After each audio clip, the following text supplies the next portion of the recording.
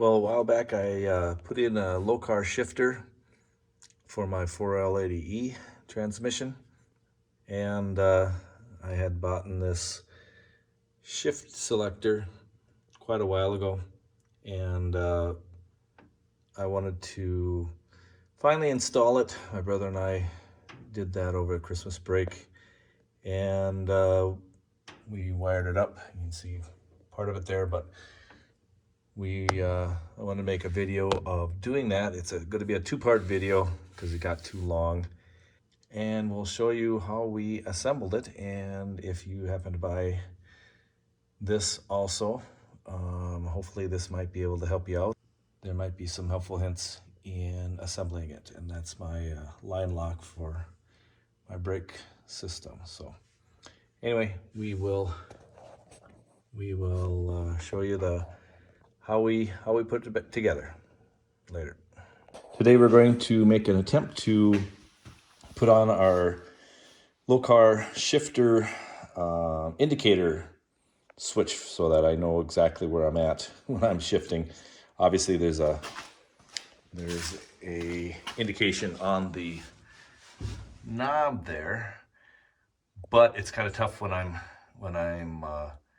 going in there. I have to do a countdown because sometimes it doesn't quite feel right. So hopefully we'll be able to put all the parts in there. This is just one of the items we need, and there is the part number, and there's one more piece yet that I need to grab, and then I'll here's the other piece that we needed.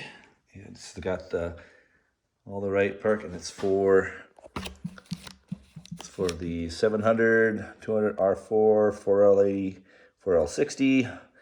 I have the 4L80E, so this is what we are going to be using, and then I have a boot for it also. So hopefully we can get it all hooked together, and we'll have the nice little indicators on here, and we'll show some progress as we go, and then the finished.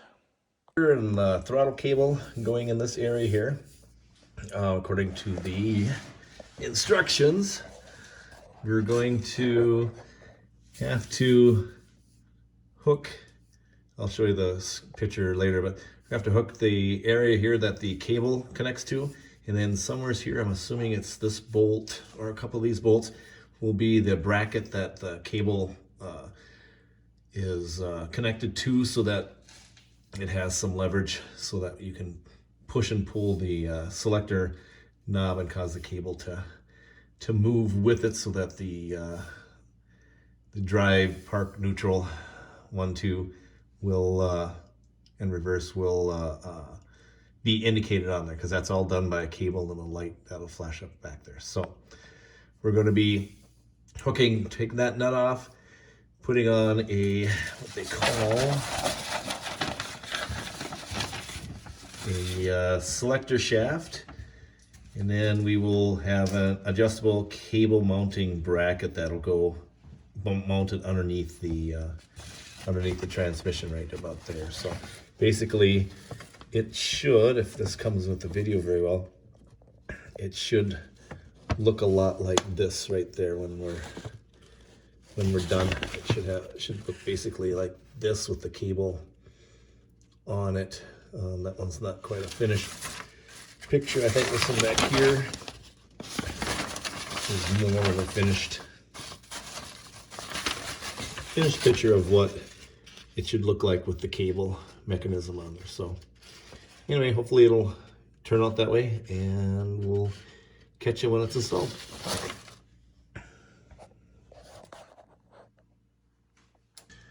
Okay, so we have that cable holder there, and it's very tough to deal with because it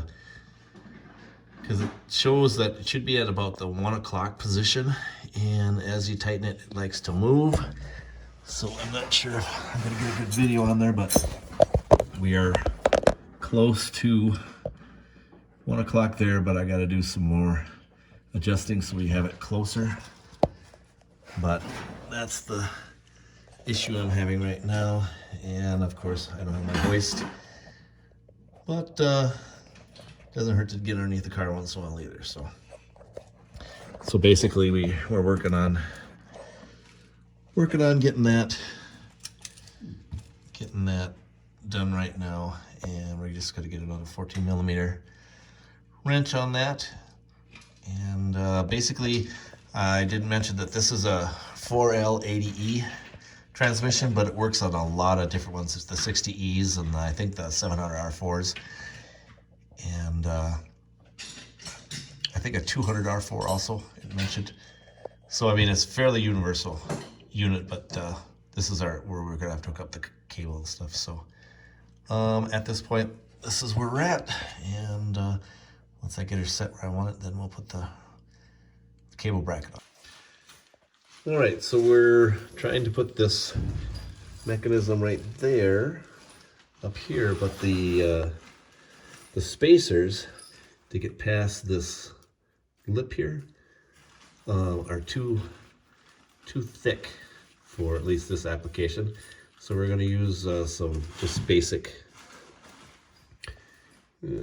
basic washers to take up that gap until it's flush here, because this has to fit up in here like that. And with the spacers, this catches right on the edge of the transmission here. So we can't sit it nice inside of here. And you can see the hole that's there. That's where this cable right here will eventually go through. Then we got to cut it off. So we had to do a little modification from the bottom one, but again, maybe one of the other types of transmissions work for that, but that's what we're working on now. All right, so we just cut off the cable to where we think it should be, and the directions show that you need to take the inner cable out of the outer cable housing, otherwise it would be too short. But that fits in that little hole. It's kind of shaded there, and we got to take this all off again so that we can connect this inside of there, and then we'll run the cable through, and before we hook it up, we'll have a picture of what it should kind of look like there. So we got to do some measurements. Probably be taking this off a couple times, I'm guessing, but anyway, that's our next step. You can kind of see we had to add about 3 washers in there, and then because this would have been way too thick, because as you can probably see, there's about a washer's distance gap here. We probably could have put some washers on here, but I think I'd rather do it there than there. Okay, so basically that's how it should look with the cable tightened in on the shifter bracket there. And I'm hoping I can have it fairly decent looking here for you, but the